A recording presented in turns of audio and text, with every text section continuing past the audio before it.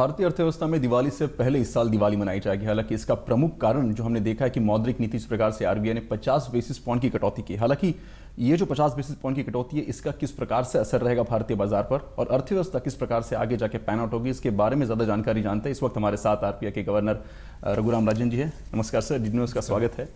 सबसे पहला सवाल तो पूछना चाहूंगा कि जिस प्रकार से आपने कहा कि 50 बेसिस पॉइंट की कटौती आपने जो की है, आपने कहा कि it's basically on ground the situation that you seen. So ये जो 50 बेसिस पॉइंट की कटौती आपने की, इसके पीछे आके प्रमुख मुद्दे क्या रहे, कौन सा आधार रहा? क्योंकि जिस प्रकार से आपने कई कंसर्न्स भी इसमें निकाले हैं, तो बावजूद इसके 50 बेसिस पॉइंट कटौती कहीं ना कहीं एक सरप्राइज बड़ा मूव रहा है। दो तीन कारण हैं। एक तो हमने कहा था कि अगस्त में हमने ये कहा था कि हम देखेंगे अर्थव्यवस्था को, हम मानसून देखेंगे, हम इन्फ्लेशन महंगाई की स्थिति देखेंगे और हम जो बाहरी इकॉनमी है, जो इंटरनेशनल इकॉनमी है, वो भी देखेंगे। तब से एक तो इन्फ्लेशन के नंबर्स आए हैं, वो काफ़ी अच्छे थे। दूसरा, मानसून तो काफ़ी कमज़ोर है, लेकिन ये भी है कि गवर्नमेंट ने काफ़ी कुछ किया है टू इंश्योर प्लांटिंग एंड लगता है कि ये मानसून के कारण महंगाई इतना ज़्यादा नहीं बढ़ेगी। और तीसरा, फेडरल रिज़र्व ने पोस्टपोन किया अपना इंटरेस्ट रेट मूव। और बीच में खबर आई कि चाइना में काफ़ी इकोनॉमिक वीकनेस है और ब्राज़ील में वीकनेस है और रशिया में भी कमज़ोरी है। तो हमने ये सोचा कि बाकी दुनिया में काफ़ी कमज़ोरी है, हमारे एक्सपोर्ट्स इतने मजबूत नहीं हैं। और जब हम कैपेसिटी यूटिलाइजेशन को देखते हैं, हम क्षमता को देखते हैं, तो लगता है कि कैपेसिटी यूटिलाइजेशन भी इंडिया में काफ़ी कमज़ोर है। तो इसलिए हमने सोचा कि काफ़ी देर तक थोड़ा महंगाई पे काबू, ऐसा लगता है कि महंगाई इतनी बढ़ेगी नहीं, क्योंकि ये सारा वीकनेस है, फैला हुआ है। तो हमने सोचा कि 25 तो कर सकते हैं, लेकिन अगर और करेंगे तो शायद हमारे इंडस्ट्रियलिस्ट को थोड़ा कॉन्फिडेंस आएगा कि इन्वेस्ट करना है, कि डिमांड, मांग बढ़ेगी और इसलिए हमारे प्रोडक्ट्स के लिए मार्केट होगी और हम इन्वेस्ट कर सकते हैं। तो इन्वेस्टमेंट बढ़ाने के लिए हमने थोड़ा एडवांस किया है ये रेट कट को। हम वेट कर सकते थे, लेकिन हमने सोचा कि अभी करते हैं और थोड़ा मैसेज देते हैं कि अभी इन्वेस्टमेंट का टाइम है।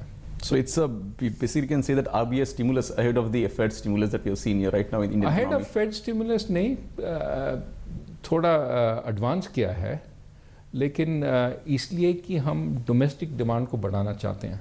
So in spite of those concerns that you talk about, basically we have first in global economy is not so going up. GDP numbers आपने कहा कि इतने अच्छे नहीं है, मानसून आगे जाके ये कंसर्न्स है। तो मेजर कंसर्न्स आरबीआई के ध्यान में कौन से रहेंगे? हालांकि अपने जो एक्टिव ये डिसीजन अगर देखा जाए तो एक प्रोएक्टिव डिसीजन कहा जाएगा, काफ़ी अग्रेसिव कहा जाएगा ऐसे मायनों में। तो कौन से चैलेंजेस आपने फैक्टर इन किए थे ये डिसीजन लेने से पहले? हमने ये सब देखा है, weak economy, good food management और एक्सटर्नल सिचुएशन डिटीरियोरेटिंग। तो तीनों मिला के हमने वीक मतलब वीक रिलेटिवली, कि जो हमारा कैपेसिटी है उससे कमज़ोर है प्रोडक्शन। तो हमने कहा कि थोड़ा जगह है डिमांड को बढ़ाने के लिए और हमें इन्वेस्टमेंट चाहिए, क्योंकि जॉब्स के लिए, रोज़गार बढ़ाने के लिए और ग्रोथ के लिए, सस्टेनेबल ग्रोथ के लिए इन्वेस्टमेंट अभी करना है, वरना we'll have a situation of supply constraint down the line. Obviously, as far as inflation is concerned, Dr. Rajan, we've talked about that inflation is a major concern, and RBI is already, walking on a very tight rope. One hand, you have to see the inflation also and the growth rate also at the same time. तो ऐसे में inflation जिस प्रकार से pan out हो रहा है, RBI किस प्रकार से निश्चिंत है कि इन्फ्लेशन अंडर कंट्रोल ही रहेगा और आरबीआई पूरी तरह से सक्षम है इन्फ्लेशन को काबू करने के लिए आने वाले समय में भी? You can never be sure. तो you have to take all the facts into account. अभी 2 मानसून्स हुए हैं जिसमें रेनफॉल लॉन्ग पीरियड एवरेज से पिछले बार 12% कम थी, इस बार 14% अभी चल रही है। तो डिस्पाइट दिस गवर्नमेंट ने काफ़ी कुछ किया है टू मेंटेन फूड प्राइसेस, और गवर्नमेंट ने काफ़ी कुछ किया है, वर्ल्ड फूड प्राइसेस भी काफ़ी लो रहे हैं।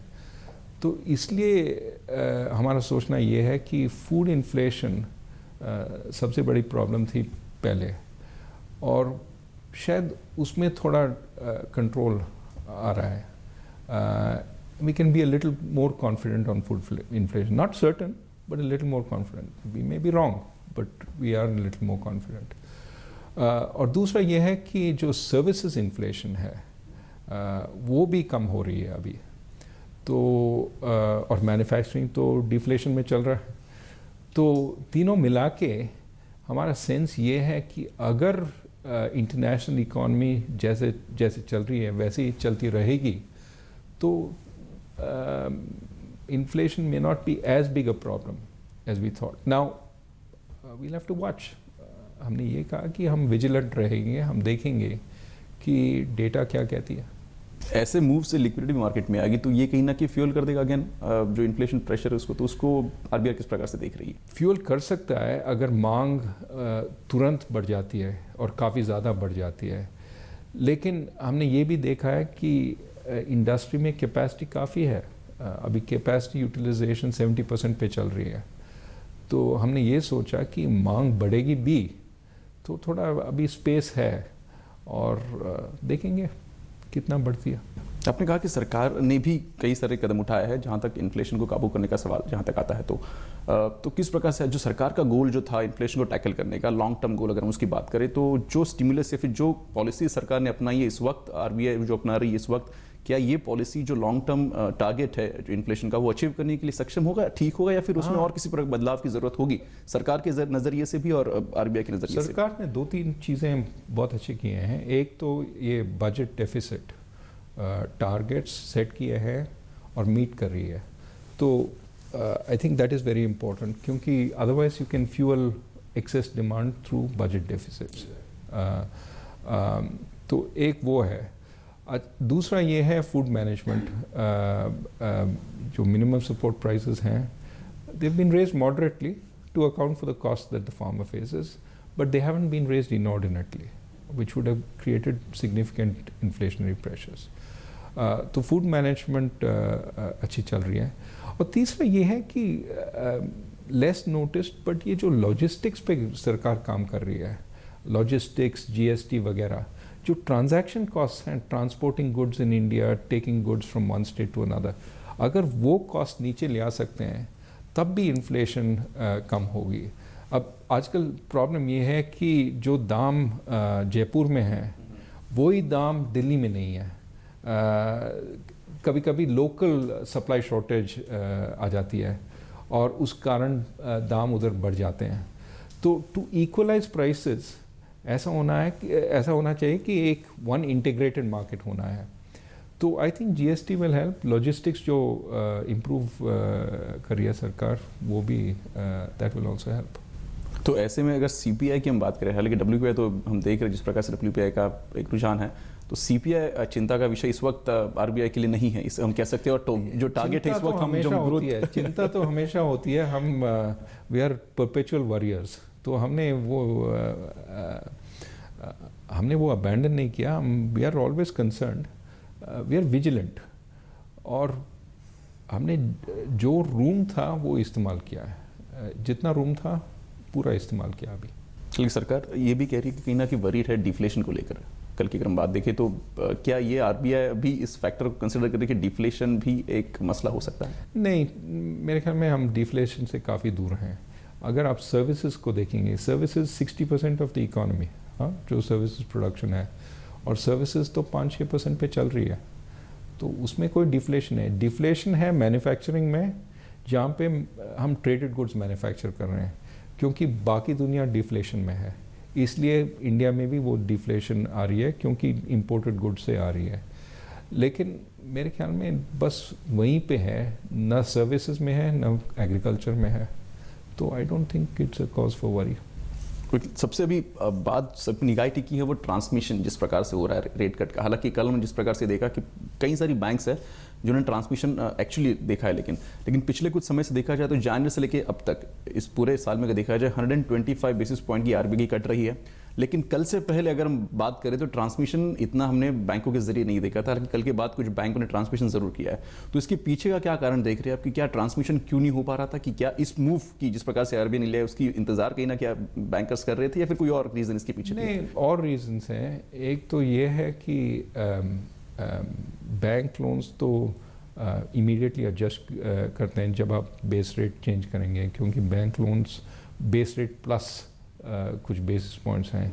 तो बैंक लोन साइड तो इमीडिएटली एडजस्ट होती है जब बेस रेट चेंज करते हो, लेकिन डिपॉजिट साइड वो फिक्स डिपॉजिट्स हैं, 5 year fix deposits, 4 year fix deposits. तो बैंकों का कॉस्ट साइड एडजस्ट नहीं होता है जब बैंक्स बेस रेट को चेंज करते हैं। तो इसलिए बैंक्स काफ़ी रिलक्टेंट हैं बेस रेट को जल्दी चेंज करना। वो वेट करते हैं, पहले तो देखते हैं कि डिपॉजिट रेट्स कम हुए, फिर हम लेंडिंग रेट्स को चेंज करेंगे। तो अभी 8 महीने हुए हैं जब से हमने काटना शुरू किया है, तो मेरे ख्याल में डिपॉजिट रेट्स भी काफ़ी एडजस्ट हुए हैं अभी तक, और अब मेरे ख्याल में बैंक्स और पास करेंगे। लेकिन आगे जाके जिस प्रकार से हमने देखा कि हालांकि कट अभी देखा, लेकिन do you think that there is still more room for the banks to transmit that exactly extra? More room. अभी तो उन्होंने 30 पास ऑन किया है, एसबीआई ने 40 और किया है कल। मेरे ख्याल में सब लोग ज्वाइन करेंगे अभी। If SBI is at 9.3, they can't be much higher, सब काटेंगे अभी।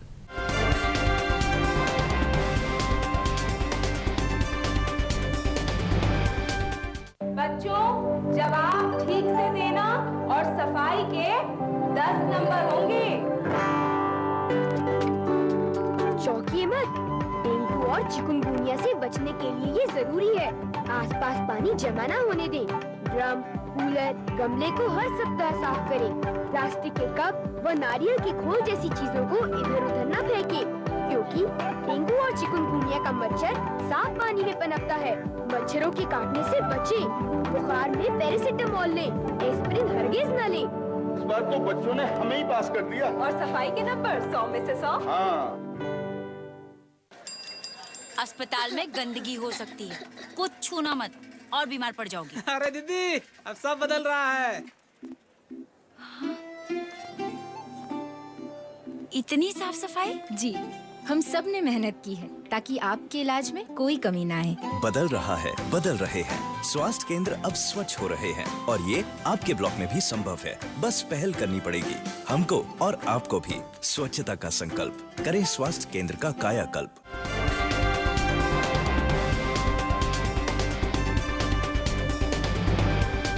जहाँ तक सीआरआर की हम बात करें तो कई बैंकों ने ये वॉइस रेज किया था कि सीआरआर में किस प्रकार से अगर कटौती हो जाए तो एक रिलीफ उनको मिल जाएगा, और जो एक्चुअल ट्रांसमिशन जो एक्सपेक्ट कर रहे हैं वो कहीं ना कहीं आगे आ जाएगा। तो इस पर आपका क्या कहना है कि सीआरआर में चेंज होना चाहिए या नहीं? सीआरआर अगर 1% काटेंगे, that's the maximum we can cut. Banks can cut by 8 basis points. It's nothing. So I don't think CRR is the issue. एक और बात हम ट्रांसमिशन की, आपने कल कहा था कि हम गवर्नमेंट के साथ मिलकर जो है ट्रांसमिशन किस प्रकार से कैलिब्रेट होगा उसको हम देखेंगे, और अगर ज़रूरत होगी तो उसमें भी कुछ प्रावधान किए जाएंगे। इसका मतलब किस प्रकार से आरबीआई काम करेगी सरकार के साथ मिलकर, जहाँ तक ट्रांसमिशन की हम बात करते हैं रेट कट्स के? एक तो वो स्मॉल सेविंग्स रेट्स हम देखेंगे। अब महंगाई नीचे आई है तो जो रियल इंटरेस्ट है रेट है जो इन्वेस्टर्स को मिलता है वो तो अभी अगर आपने 9% स्मॉल सेविंग्स रेट आपको मिल रही है तो with inflation at 5%, 5.5%, you are getting a real rate of 3.5%, which is high. तो few years ago you were getting 0 or -1 or -2. So the small savings rate has to adjust to where inflation is, right? to give you a good return but not excessive return. So if the small savings rate is at 9, banks will be reluctant to cut deposits. वो सोचेंगे कि अगर कोई decide कर रहा है bank में डालूं पैसे या ये प्रोविडेंट फंड या कोई और डिपॉजिट में डालूं, तो अगर यहाँ पे 9% मिल रहा है, यहाँ पे 7% मिल रहा है, तो वो वहाँ पे जाएंगे. तो इसलिए banks have to have the confidence that as they cut rates, there are no arbitrage opportunities left for investors. So those rates also have to come down, not hugely. They have to give all investors a good return, but not an excessive return. It's not to say अगर आपने पहले invest किया है, that rate will not change. You have invested in a 5-year deposit and you're getting 9%, वो तो change नहीं होगा. लेकिन new deposits, that rate has to come down.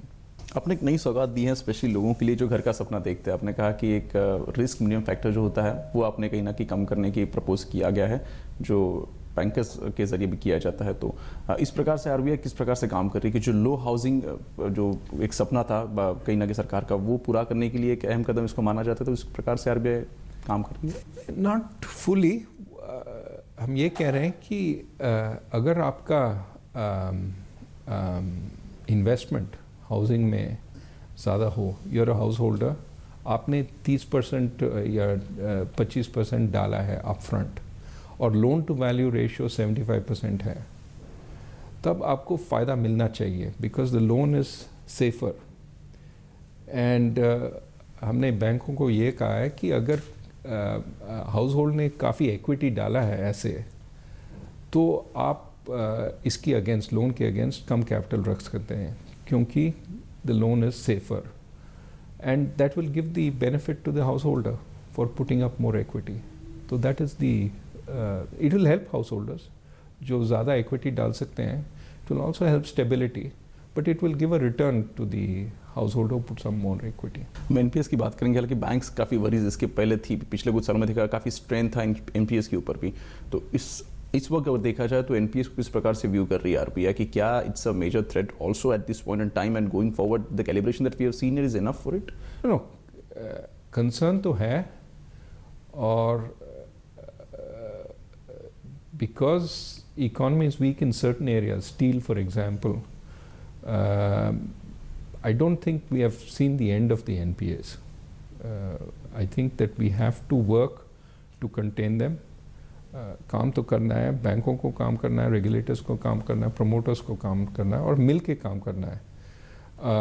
और कई जगहों में जैसे distribution company, power distribution companies, सरकार को भी काम करना है इस पे.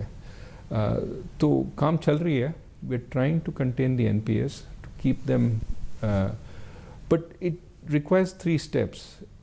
एक तो रिकग्नाइज करना चाहिए, ये नहीं कि उसको पोस्टपोन करते जाओ और उसको एवरग्रीन करते जाओ और ये कहो कि कोई और देखेगा. नहीं, बिकॉज देन वैल्यू डिटीरियोरेट्स. तो पहले तो उसको रिकग्नाइज करना चाहिए. दूसरा, all the bankers have to come together, promoter and the relevant stakeholders, central government, state government, to arrive at a reasonable plan. और प्लान ऐसा होना चाहिए कि अगर ज़्यादा पैसे चाहिए हो to continue the project, that has to be brought in. तो हमने बैंकों को ये भी कहा है कि just because it's an NPA doesn't mean you can't lend to it. अगर उसमें वैल्यू है और प्रॉब्लम ये है कि एक रोड नहीं बना है जिससे रॉ मटेरियल आ जाएगी, तो बनाओ, उनको पैसे दे दो क्योंकि they can complete the road and get the project back on track. So we are saying get a complete plan to put the project back on track and everybody has to contribute to that plan. और अगर losses हों they have to be shared properly. ये नहीं कि banks take the losses and promoter takes no losses.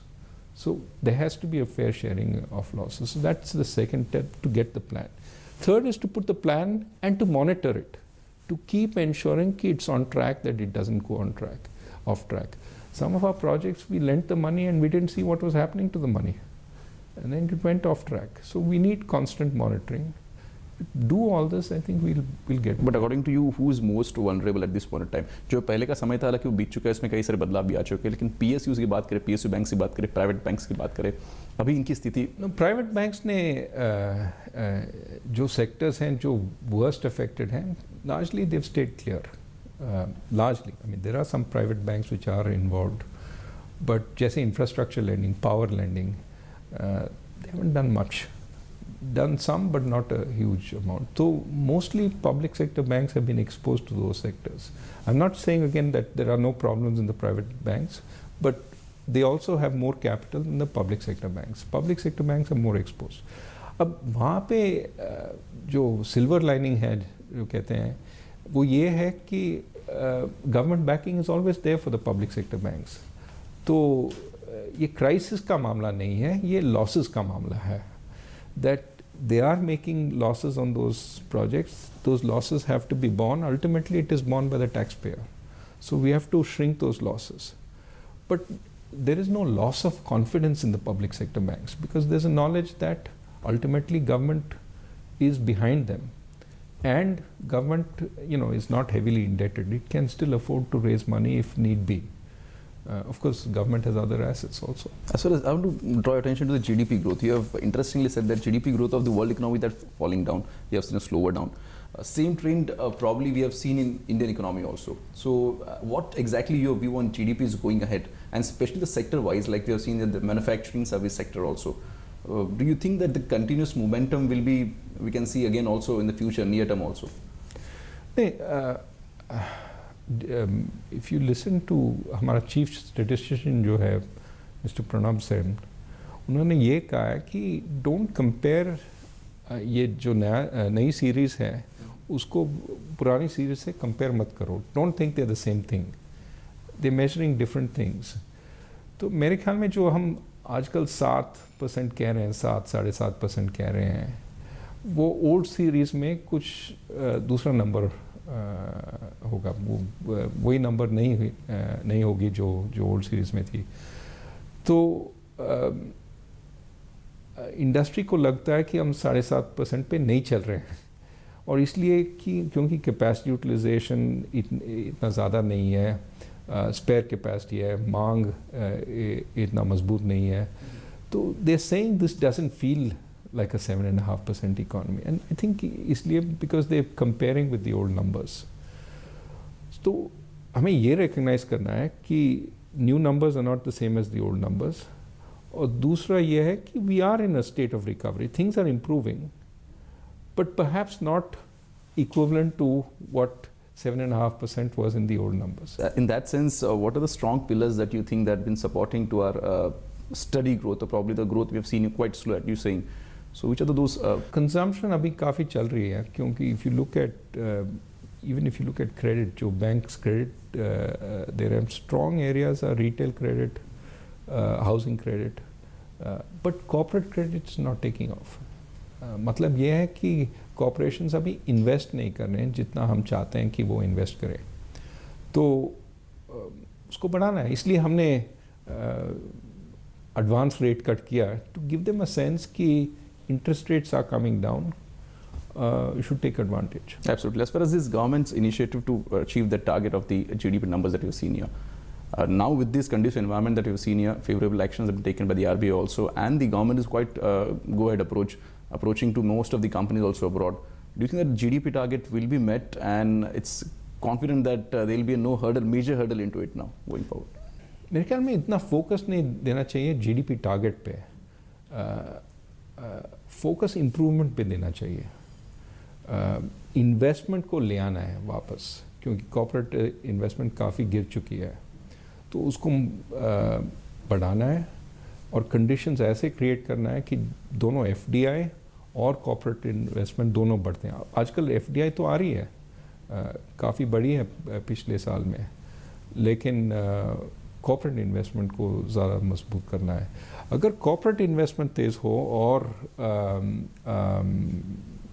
Consumption demand मजबूत है, तो I don't think we have to worry about GDP numbers, they will always be stronger. Raghuram ji की बात करें तो आपने कहीं ना कहीं ग्लोबल एनवायरनमेंट फैक्टर भी देखा है, ग्लोबल इकोनॉमी जिस प्रकार से पैन आउट करती है वो भी देखा है आपके। कल की अगर हम बात करें तो पॉलिसी पेपर्स में हमने देखा जिस प्रकार से ग्लोबल इकोनॉमी का आपने एक पूरा विस्तृत वर्णन उसमें किया गया है। तो ऐसे में आपका टेक क्या रहेगा, किस प्रकार से ग्लोबल इकोनॉमी जो पैन आउट कर रही है और उसका भारत की अर्थव्यवस्था पर किस प्रकार से असर देख पाएंगे? असर तो होगी, क्योंकि हम काफ़ी इंटरकनेक्टेड हैं। हम सोचते हैं कि हम इंडिपेंडेंट हैं, हमारा नेट करंट अकाउंट डेफिसिट 1.2-1.3% है, तो हम काफ़ी इम्यून हैं। लेकिन अगर आप एक्सपोर्ट्स को देखेंगे, एक्सपोर्ट्स तो 320 billion 16% of GDP, imports 450 billion 500 billion 22% of GDP, और सर्विसेज एक और 10-15% ऑफ जीडीपी। तो पूरे 50% ऑफ जीडीपी एक्सटर्नल सेक्टर से हो रही है दूसरे कंट्रीज़ के साथ। तो हम इंटरलिंक्ड हैं, कंपटीशन हर जगह है, बाहरी कंपनीज़ के साथ, मल्टीनेशनल्स के साथ, चाइनीज़ कंपनीज़ के साथ, यूरोपियन कंपनीज़ के साथ। तो I don't think we can ignore the world economy. अगर डिमांड वहाँ पे कमज़ोर है तो वो कंपनीज़ यहाँ पे आएंगे बेचने के लिए। आप वो देख रहे हैं स्टील में, और अगर हम स्टील टैरिफ्स को बढ़ाएंगे तो हमारे ऑटो मैन्युफैक्चरर्स के लिए प्रॉब्लम होगी, क्योंकि वो भी एक्सपोर्ट कर रहे हैं, और अगर उनके इनपुट कॉस्ट बढ़ जाते हैं और more than input cost for other auto manufacturers elsewhere, कि they won't be able to export. So everything has to be judged looking at the fact that हम बहुत ही इंटरकनेक्टेड हैं ग्लोबल इकोनॉमी के साथ। बिल्कुल सर, हमसे बात करने धन्यवाद। तो ये थे रघुराम राजन जिन्होंने साफ कहा कि किस प्रकार से भारतीय अर्थव्यवस्था पैन आउट हो रही है, हालांकि काफ़ी अच्छे स्तर पर जा रही है। कुछ कंसर्न जरूर है, लेकिन उस कंसर्न को अगर हमने जल्द से जल्द सुलझाया तो जाहिर सी बात है कि जिस प्रकार से ट्रैक पे अर्थव्यवस्था दौड़ रही है, आने वाले समय में कुछ ज़्यादा फास्ट पेस इकोनॉमिक मूवमेंट हम देख पाएंगे।